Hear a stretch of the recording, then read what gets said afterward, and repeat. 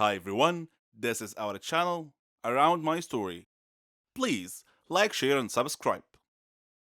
Uma coisa legal sobre o sucesso é ver todos seus amigos e família tão orgulhosos de você e suas conquistas. Esse respeito mútuo e apreciação é sobre o que a amizade significa. Minha história é sobre sucesso e amizade também, quando dois amigos se tornam incompatíveis e não mais uma mão na outra. Meu nome é Cherry e eu tenho 21 anos de idade.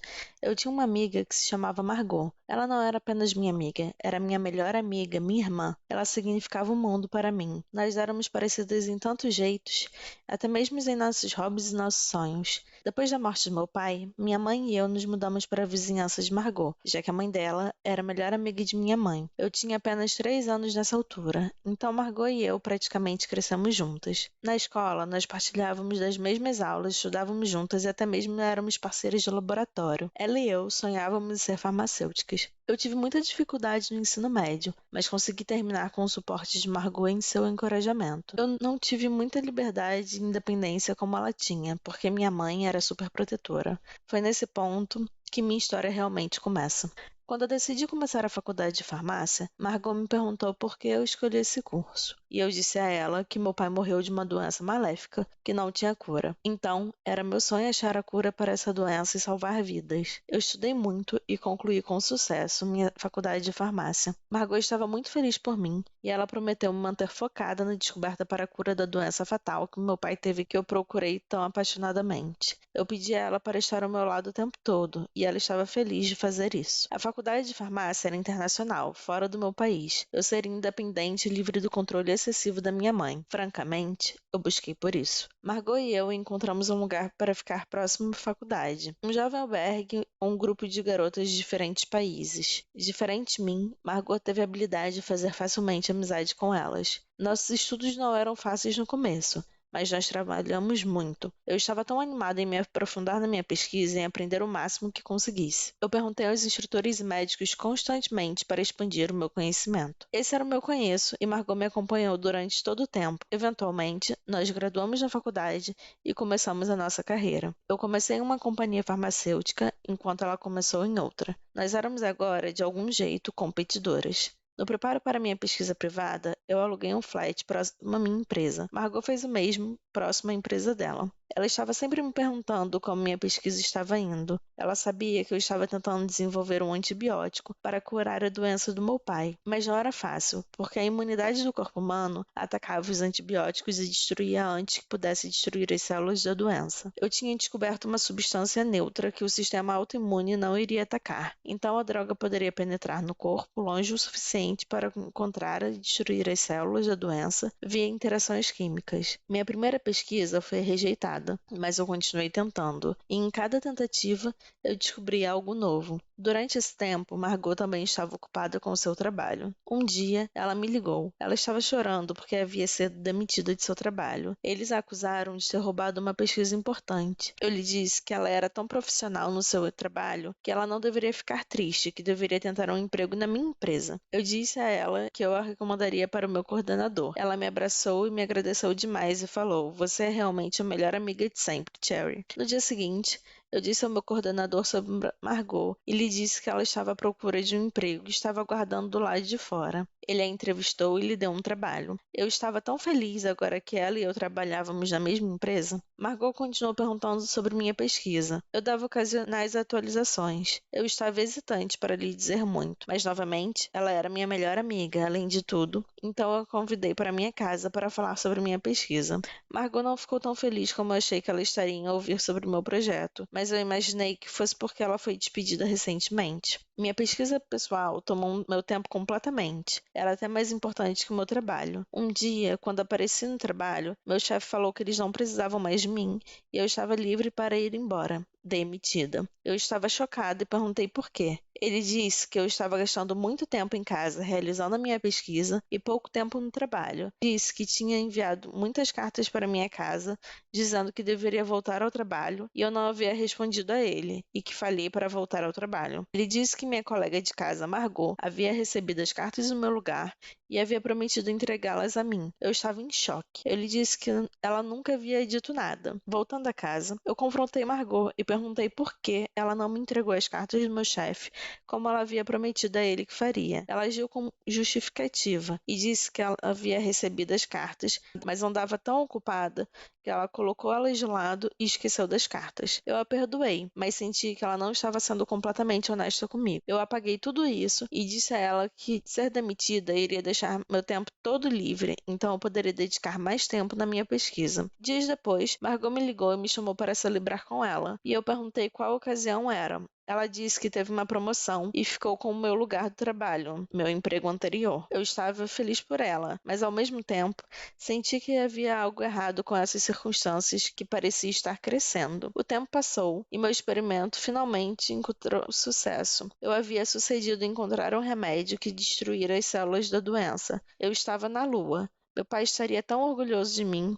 Eu liguei para Margot e disse sobre a minha descoberta. Ela disse: "Oh, Cherry, você conseguiu, você descobriu a cura." Eu lhe disse que planejava apresentar minha descoberta para outra companhia farmacêutica em breve, uma melhor que a minha empresa anterior, que havia me demitido. Ela agiu feliz por mim, mas havia ficado um estranho olhar em seu rosto. Eu me senti com sono e disse boa noite. Ela disse que ficaria mais um pouco, então eu apenas fui dormir. Quando acordei na manhã seguinte, eu encontrei minha área de pesquisa em uma confusão e meus dados de pesquisa haviam desaparecido. Eu acordei Margot e disse a ela que alguém havia roubado minha pesquisa na noite anterior. Ela disse: "Isso não é possível. Quem mais sabia da sua pesquisa além de você e eu?" Eu disse: "Talvez fosse meu gerente anterior. E talvez ele tinha, de algum jeito, adivinhado que eu tinha feito um avanço. Não sei." Eu chamei a polícia e reportei a entrada do roubo dos dados da minha pesquisa, mas eles não puderam achar qualquer evidência sobre quem poderia ser o culpado. Eu voltei para o país desapontada e abatida. Consegui um novo trabalho em uma empresa próxima à minha casa. Muitos meses haviam se passado. Eu não tinha mais contato com Margot. Nós acabamos perdendo contato em algum lugar com o tempo. Então, um dia, minha mãe estava assistindo TV, quando ela de repente viu um programa que ia discutir uma nova droga para tratamento da maléfica doença que meu pai teve. Eles iam entrevistar o responsável por essa cura milagrosa. Sentei-me encantada. Eu tinha que assistir. Quando o entrevistador apresentou o convidado, era Margot. Eu não podia acreditar em meus olhos. Foi ela. Ela roubou a minha pesquisa. Minha tão chamada melhor amiga me traiu, e eu tinha tratado ela como minha irmã. Isso me destruiu profundamente. Eu tomei ações legais contra ela e consegui minha pesquisa de volta e recebi os créditos por encontrar a cura. Então, isso tudo estava ok. Mas a coisa que nunca poderia ser consertada, que não a cura, era a relação entre nós duas. Ela havia me golpeado pelas costas e destruído minha fé na humanidade. E eu não penso que eu possa achar a cura para isso. Fui amaldiçoada, e isso vai assombrar-me para o resto da minha vida. Tudo começou com uma piada, mas algumas piadas têm consequências graves, e quando isso acontece, a vida torna-se uma batalha difícil. O meu nome é Catherine. Tenho 16 anos e moro com os meus pais e a minha irmã mais nova, Mara. Eu gosto de música, representação e ver filmes de ação. Jogo beisebol e pratico balé. Até ganhei alguns prémios. Eu só tenho um problema. Gosto de gozar com as pessoas. É como um vício. Nunca tive cuidado com o que digo e nem me importa quem doa. As crianças que escolhi eram realmente amorosas e gentis. Mas isso encorajou-me ainda mais. Meus amigos eram exatamente como eu. Na verdade, eu era o líder deles. Nós caminhávamos como se fôssemos os donos da escola. Tínhamos um colega de turma chamado Norman. Ele não era exatamente o que chamaríamos de alguém em boa forma. Ele era o oposto da boa forma. Durante os intervalos das aulas, o meu grupo e eu roubávamos a sua lancheira e atirávamos uns aos outros, mantendo-o longe dele. Vimos-lo correr na tentativa de nos alcançar, mas ele parou no meio do caminho. Peso extra não o ajudou. Ele rapidamente ficou sem fogo. Sempre que ele entrava na sala de aula, nós o surpreendíamos atirando vegetais e frutas velhas e podres nele. Norman tolerou as nossas provocações. Ele não parecia importar-se muito, mas um dia uma piada foi longe demais. Concebemos um plano maligno. Dissemos que haveria um concurso de fotos, e quem fizesse a pose mais engraçada ganhava. Norman era tão crédulo que acreditou em nós. Na verdade, ele pensou um pouco e posou para nós. Fizemos o possível para não desatar as gargalhadas enquanto tirávamos fotos dele. No dia seguinte, quando ele chegou à escola, Norman descobriu que as suas fotos da sessão tinham sido afixadas nas paredes da sala de aula e as crianças riam, escrevendo comentários por todo lado. Norman ficou mortificado e olhou para os rostos dos seus colegas. Todos se riam e apontavam para ele. Norman começou a chorar, seu nariz começou a sangrar, então desmaiou. Um professor teve que chamar uma ambulância para levá-lo ao hospital. Eu certamente não esperava que isso acontecesse. Sabíamos que Norman ficava às vezes muito cansado e perdia o resto do dia de aulas, mas não sabíamos que ele tinha um problema de saúde. Senti um profundo pesar. A maldição de que falei no início começou quando uma rapariga chamada Naomi se juntou à nossa turma como aluna nova. No seu primeiro dia, o nosso professor trouxe-a e apresentou-a. Ela sentou-se numa mesa da última fila. Percebi que ela olhava sempre para mim de um modo estranho e perguntei-me porquê. Ela olhou-me com desdém. Eu não conseguia entender porquê, afinal, era a primeira vez que a conhecia. Eu evitava, principalmente porque a sua aparência deixava-me desconfortável. E sempre que o meu grupo queria gozar com ela, eu dizia para a deixarem em paz. Eu senti que havia algo estranho com essa rapariga. Um dia, durante a aula de ciências, o professor colocou-nos em pares para fazer uma experiência de laboratório. Eu pretendia perguntar sobre a maneira como ela me olhava, mas antes que eu pudesse dizer alguma coisa, ela tomou a iniciativa e surpreendeu-me ao abordar o assunto. Vais pagar pelo que fizeste ao Norman, disse ela friamente. Olhei para ela e perguntei como conheces o Norman e do que estás a falar. Ela respondeu, não importa como sei, apenas sei. Passei os dias seguintes a pensar nas suas palavras. Depois, Naomi ignorou-me completamente, sem olhares fixos, sem olhares acusadores. Era como se para ela eu não existisse. Eu não entendi. Então, chegou o dia.